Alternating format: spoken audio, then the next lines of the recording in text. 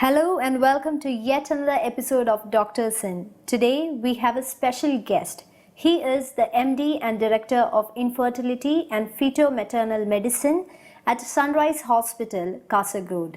He is also a specialist in Obstetrics and Gynecology at IMH Hospital, Dubai. Let us welcome Dr. Raghavendra Prasad to the show.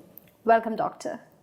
So first of all, before going deeper into the subject, we would like to know more about your early education and career life. I have basically done my undergrad from Mysore and my post-graduation was from Chennai.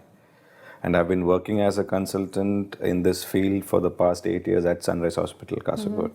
And how and when did you find your interest in the area of gynecology? I wanted to be a gynecologist right from, I think, from my 10th standard. I mean, that was probably since my mother is a gynecologist, so when we were seeing her, I thought I would have developed the interest. I do not know, but from the very first day of my MBBS life, I always wanted to be a gynecologist. Okay. And coming into the area of gynecology, firstly, we'll take a case of a pregnant woman. When should she schedule her first prenatal visit? So basically what we say is as soon as you become pregnant, because so there are so many things which can go wrong in the first 3 months. So normally we say as soon as you become pregnant, we need to consult your specialist. And from then onwards, we normally do the antenatal checkups once every month, probably till they reach around 34 weeks. And then we go around once in 2 weeks. And as they near the date of delivery, we need to follow them up every week. What is happening right at the moment in the Department of Gynecology and Obstetrics? So the Department of Gynec and Obstetrics is advanced forward so much. We have so many other fields right now. It's not just Gynec and Obstetrics. You have infertility, you have fetal medicine, you have robotics, you have high-risk pregnancy, and you have Gynec oncology, Gynec urology. So it's the basic obstetrics and Gynec has now been spread into a lot of other fields now. And coming back to a pregnant lady, what are the food which she has to avoid and what are the food which is advisable during basically, there are no food restrictions as such. I mean, a lot of old regulations, I mean, people used to say that you cannot eat this, you cannot eat that. But as of now, we do not follow any of those. But what we normally see is when you are pregnant, you tend to get a little bit of more of reflex esophagitis, I mean reflex gastritis, everything. So we advise them generally to avoid spicy food. But rest anything, plenty of vegetables, nutritious food is must. Not the junk food, but we do advise them to go in for a lot of nutritious food like vegetables, proteins, sprouted vegetables and all those things. Till what time is it safe for a pregnant woman to travel and do exercise during pregnancy? Basically, see, what we say exercise, travel when you take into consideration, it's the first 3 months, which is the critical period. So excessive traveling or any destabilization during these first 3 months usually tends to be a little harmful. So we normally advise them to travel after 3 months. And then the difficulty in travel comes around the period of confinement, because any strenuous journey or any too much of traveling during the last phase of pregnancy, maybe the last 2 weeks or 3 weeks, again can have some kind of detrimental effect. So that's why we normally advise them not to travel for the first 3 months, and then the last month to be a little careful. But there's nothing like you cannot do this, you cannot do that. It's only thing you need to be careful. But you need to be really careful during the first 3 months. Now coming to the area of infertility, we do hear a lot of cases of infertility right at the moment. So what is the reason for this? See, what we have, the literature has told us that as from what it was in 2000 to what it is now, there is a tremendous decline in the fertility capacity. When you take into account the men, the semen factors in the males have come down drastically in the past 15 years. What was considered as abnormal in the year 2000 is now considered normal in 2015 because it has reduced so much. Now, why has it has reduced? Well, one thing is possibility because of the type of food habits we have. We eat a lot of junk. Guys drink a lot, smoke a lot. Your lifestyle is different. You have an extremely stressful lifestyle. Too much of exposure to radiation through mobiles and computers and all those things. So maybe all these things over a period of time has brought about a gradual decline in the quality of a semen in the male. When you look at the female per se as such, again, one, you find that most of them delay their age of marriage till they attain job related whatever they dream of. So the age of marriage is delayed. Again, unhealthy lifestyles in the women. They put on obesity, when they put on weight, all these things tend to have some kind of effect in their ovulation status.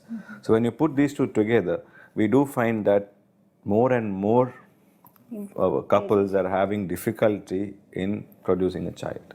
Could you tell us more about IVF? IVF per se is a broad terminology which is called in vitro fertilization techniques.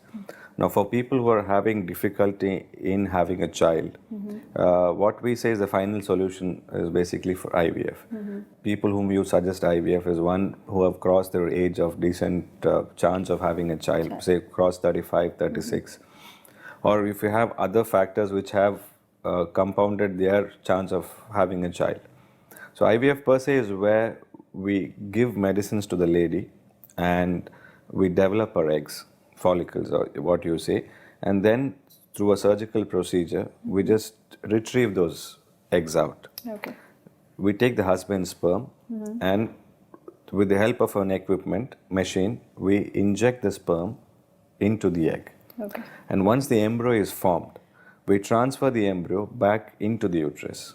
Okay. This is basically called as IVF. The procedure which I told you is called ICSI. Now we've gone one step further to a procedure called IMSI. Okay. IMSI is a procedure where now if you have a male who has got defects in his sperm, so what we can do is we can identify through a microscope which is the normal sperm in the jumble of sperms, select the best sperm and then inject it into the egg so that we tend to get a better result in people who are men who are having abnormal sperms. Okay. So this is basically about what, in a nutshell, of what IVF is about. So the latest advancement in IVF is You have IMSI, we have something called as Timelapse Monitoring. Okay. What is called as Timelapse Monitoring is basically when once the embryo is formed, but from the time we do the procedure to the time we take the embryo and put it into the uterus, it is kept inside the incubator. Okay. Now, what are the changes which are happening inside, we do not know. Now, when we see the embryo on that particular day when we want to transfer it under a microscope, we see that, okay, this embryo looks good. But in fact, it may not be good because there might have been some changes which has occurred during those 48 hours which may suggest it's not a good embryo. But when you see it, it looks good.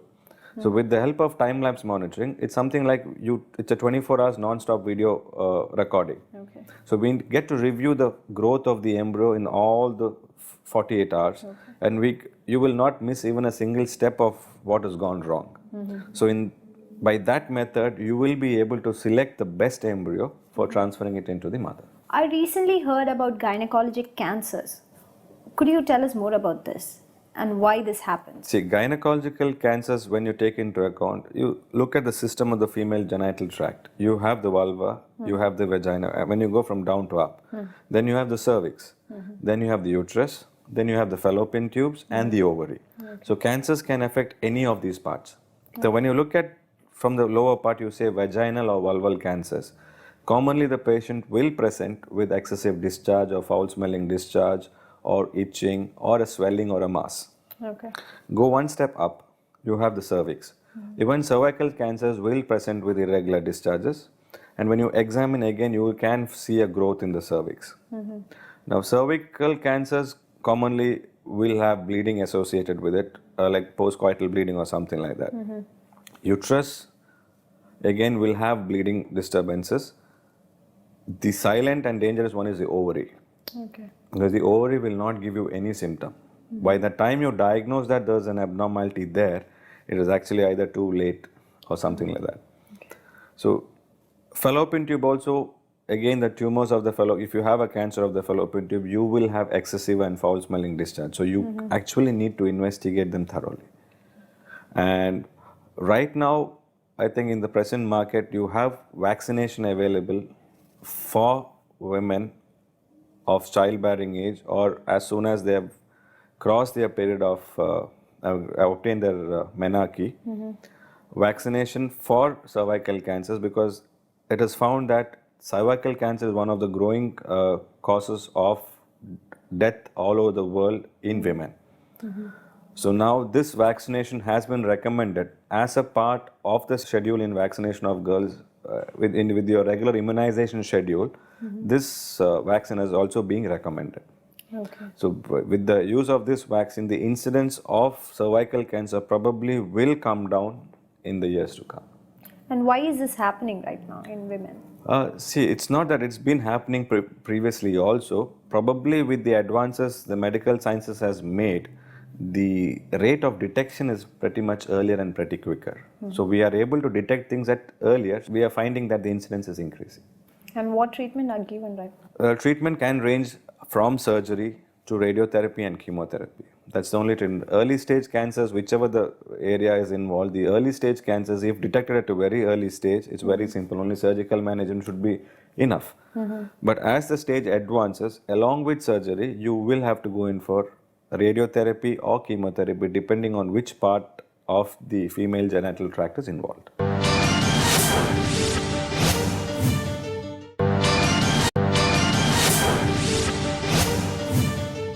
How and when should a couple visit a doctor when they find out that they are having some problem in having a baby?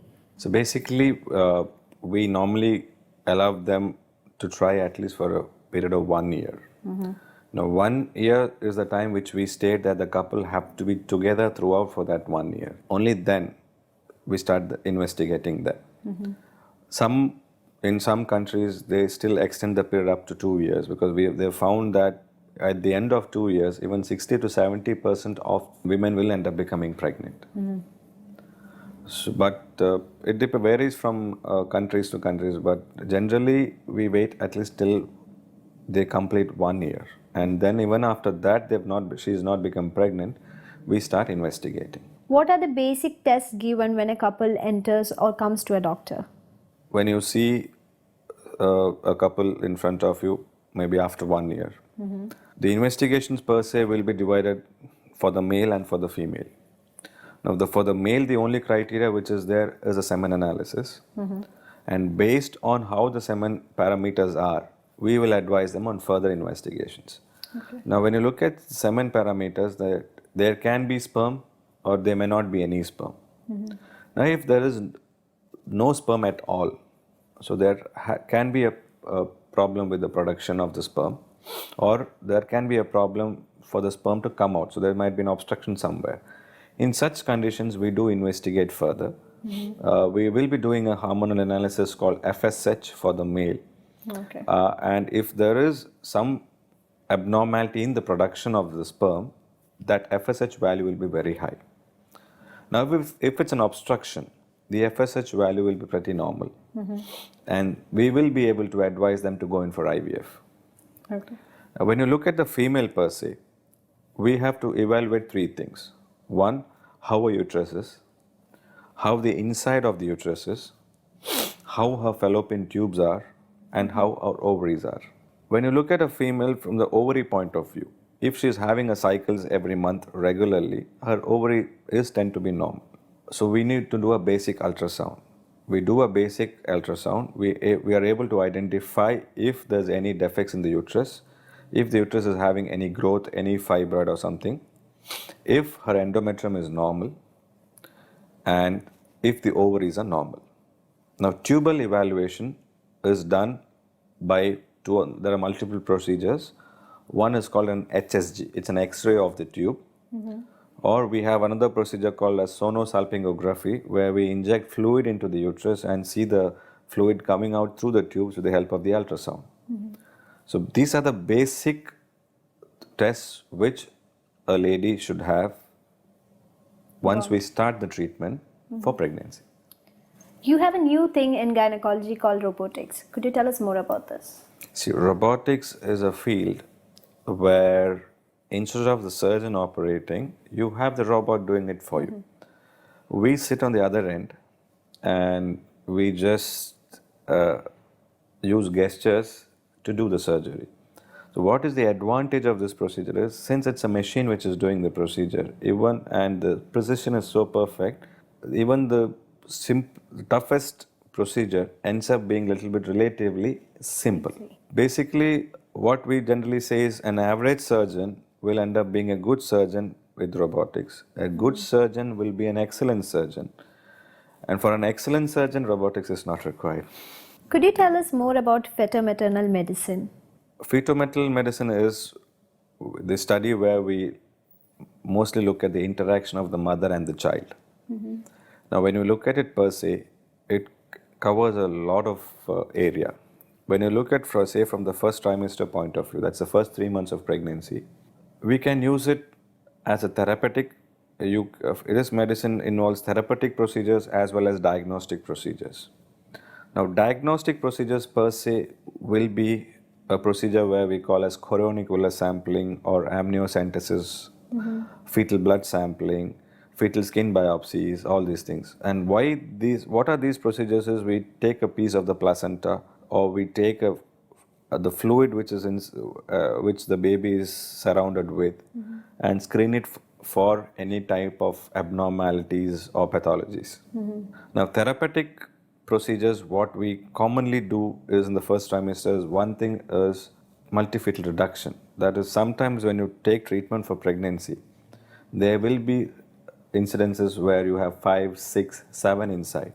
Now, a normal uterus normally cannot accommodate so many children. So either we leave it like that, and sometimes as the months go by, they tend to deliver by 5th month or 6th month, and the chance of losing all the babies. Okay.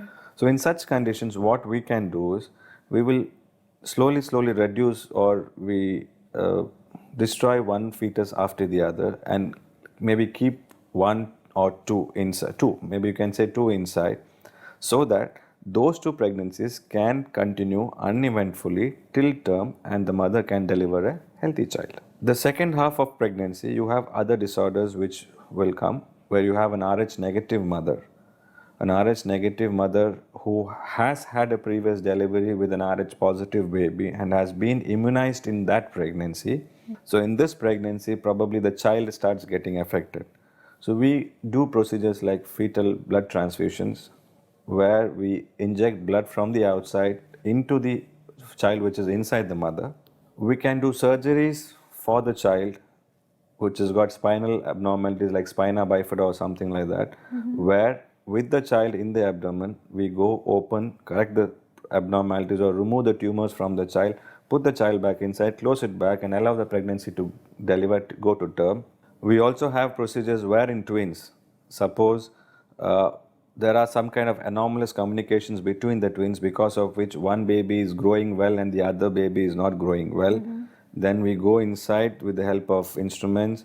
We identify the defective channels which are communicating between the 2 babies, and with the help of laser, we cut off those communications so that both the childs can develop properly.